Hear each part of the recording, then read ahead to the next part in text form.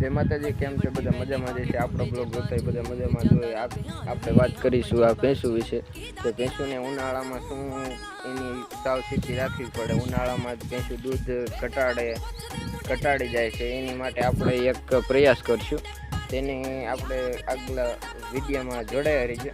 આપણે આ ભેંસુ છે જાફરાબાદી, તમે જોઈ શકો છો. આ એક બની નસલની છે, આ વાછડી છે, કોઈ ગાયું છે. એટલે આપણે ભેંસુ માટે એક જ વસ્તુ રાખવાની કે આપણે ભેંસુને જેમ બને એમ પાણીનું વધારવું, 50 થી 60 લીટર પાણી આપવું. અને આખો દિવસમાં તમારે સુવિધા ન હોય અમારી ઘણે પાણીની પાસે નળ પાણીની, તો તમારે એની માટે એક વસ્તુ કરવાની કે એને 3-4 વખત પાણી પાવું. અને ખાણ આપ્યા પછી દૂધણી ભેંસુને તમે આપો. અને